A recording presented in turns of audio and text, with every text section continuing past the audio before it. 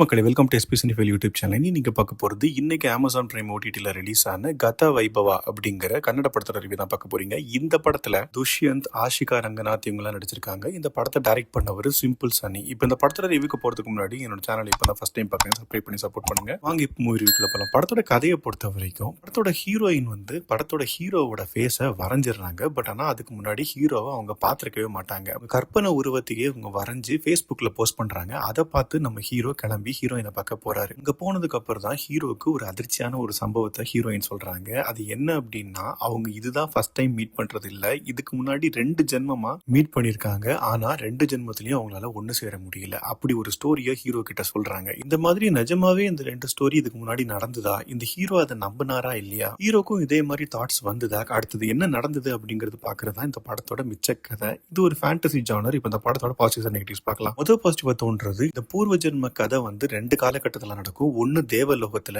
ஒன்னு ஒரு கிராமத்துல நடக்கிற கதை வந்து கொஞ்சம் சுவாரஸ்யமா இருந்தது. அதே மாதிரி படத்தோட கிளைமேக்ஸ்ல இது உண்மையான ஸ்டோரியா இல்ல சித்தரிக்கப்பட்ட ஸ்டோரியா அப்படிங்கறது மாதிரி ஒரு ட்விஸ்ட் வச்சிருப்பாங்க. அந்த ஒரு எலிமெண்ட்டும் நல்லா இருந்தது. அதே மாதிரி அந்த பழைய காலகட்டம் அப்படிங்கறதுனால இந்த செட் ஒர்க் அண்ட் இந்த காஸ்டியூம்ஸ் இதெல்லாமே வந்து கொஞ்சம் டீசென்டா இருந்தது. எனக்கு குறிப்பா ஹீரோயின் ஆஷிகா ரங்கநாத்தோட பெர்ஃபார்மன்ஸ் வந்து நல்லாவே இருந்தது. கொஞ்சம் நேச்சுரலாவே நடிச்சிருந்தாங்க. குறிப்பா நிகழ்காலத்துல இருக்கிற சீன்ஸ் எல்லாமே. இதெல்லாம் தான் அந்த படத்தோட பாசிட்டிவ்ஸ். இப்ப நெகட்டிவ்ஸ் பார்க்கலாம். முதல் நெகட்டிவ் தோன்றது, இந்த படத்தோட கதை கிட்டத்தட்ட நம்ம தமிழ்ல அநேகன் படம் வந்ததுல அதே மாதிரி தான் எடுத்திருக்காங்க. ஆனா அதுல பாஸ்ட கம்மி பண்ணிட்டு பிரசன்ட்ல அதனால வர இம்பாக்ட் எல்லாமே வந்து சூப்பரா காட்டியிருப்பாங்க. பட் இந்த படத்தை பொறுத்த வரைக்கும் பாஸ்ட்லயே முக்கால்வாசி கதையும் முடிஞ்சிடும். குறிப்பா அந்த தேவலோக போர்ஷன், இந்த கப்பல்ல நடக்கிற மாதிரி ஒரு சீக்வன்ஸ் வரும். அது எல்லாமே வந்து தேவையில்லாத அணியா இருந்தது. இந்த படத்துக்கு சுத்தமா ஒட்டவே இல்லை. அதே மாதிரி காமெடி ஸ்பூஃப் அப்படிங்கிற பேர்ல life of Pi and Titanic எல்லாமே வந்து கலாச்சிருப்பாங்க. அந்த காமெடியும் பெருசா ஒர்க் அவுட் ஆகல. சிஜில வந்து சுத்தமா சொதப்பி வச்சிருக்காங்க. அந்த எரும மாடு வர சீனா இருக்கட்டும், தேவலோகத்துல அமிர்தத்தை கடைய சீனா இருக்கட்டும், இது எல்லா சீன்ஸ்லயுமே வந்து சிஜி ரொம்ப கேவலமா இருந்தது. இந்த படத்தோட கிளைமேக்ஸ்ல ஏதோ எல்லா டாட்ஸையும் ஒன்னு சேர்த்து இவங்க கனெக்ட் பண்ண மாதிரி ஒரு பில்டப் கொடுத்திருப்பாங்க. அந்த அளவுக்கு எல்லாம் சீனே கிடையாது. ரொம்ப நார்மலான ஒரு கிளைமேக்ஸ் தான். மொத்தத்துல இந்த படத்தை பத்தி சொல்லணும் அப்படின்னா, ஒரு இன்ட்ரெஸ்டிங்கான கான்செப்ட் தான். அதை இன்னும் இன்ட்ரெஸ்டிங்காவும் சிஜி நல்லாவும் இருக்கிற மாதிரி கொடுத்திருந்தாங்க அப்படின்னா கண்டிப்பா இது ஒரு சூப்பர் மூவி அப்படின்னே சொல்லியிருக்கலாம். பட் ஆனா இந்த படத்தை பொறுத்த வரைக்கும் எல்லாமே சொதப்பி வச்சதுனால என்ன பொறுத்த வரைக்கும் இது ஒரு பிலோ ஆவரேஜான மூவி தான். பிரைம்ல தமிழ் டப்பிங்லயும் அவைலபிளா இருக்குது. நீங்க பார்த்துட்டு உங்க ஒப்பீனியன் என்ன அப்படிங்கறத கமெண்ட் செக்ஷன்ல சொல்லுங்க. அடுத்த வீடியோல சந்திக்கிறேன். பாய், டேக் கேர்.